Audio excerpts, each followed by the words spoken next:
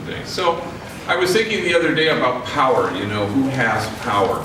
And we always tend to think that people who have power are the people in power. So, wealthy, educated, elected, white males. These are the people who have power, the people in power. But I don't think that's true. There's a notion that God stands with the powerless, not to console them in their powerlessness, but to remind them of their power. So this is how God operates. Widow, orphan, and stranger, they are the guide, the trustworthy guides to lead us to kinship, to the place where we're all longing to be. What Martin Luther King calls the least, lost, and the last. These are the people who have the power. They just need to recognize it. You have the power. You need to just see that that's the truth. So a little parable of power. So I was blessed 2 weeks ago to travel to Sacramento with Robert and Carlos to give a talk to a high school.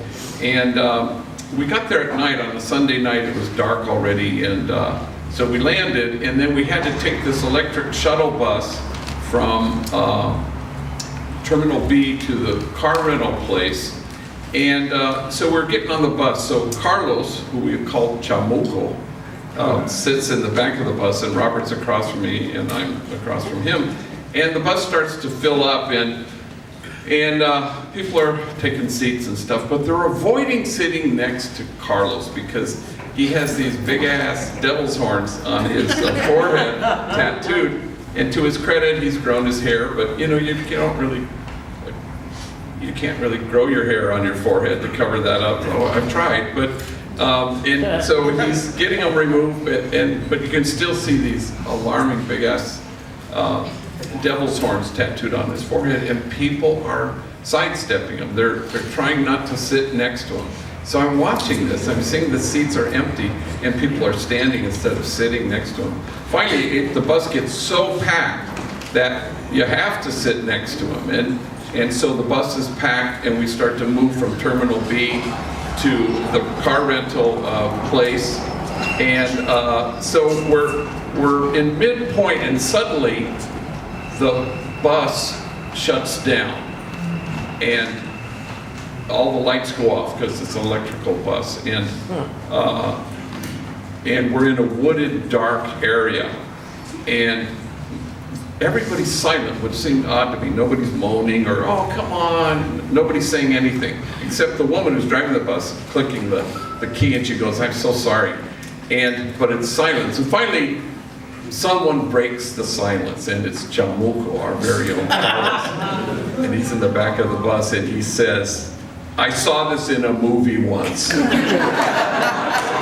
It does not end well. Well, it was unanimous. The whole bus just exploded in laughter. There wasn't anybody who wasn't laughing, and suddenly kinship so quickly. Suddenly we're at this place of connection. Suddenly we're all united. There is no us and them. There is no tribes. There is no these are the people excluded, and these are the people in the in crowd. It was power. No one on that bus, I don't think, would have hesitated for a minute to sit next to this guy now, so charming, so disarming, so funny. And God stands with the powerless, not to comfort them in their powerlessness, but to remind them of their power. The least, the lost, the last, the widow, orphan, the stranger. His power was not in frightening people, but in uniting people.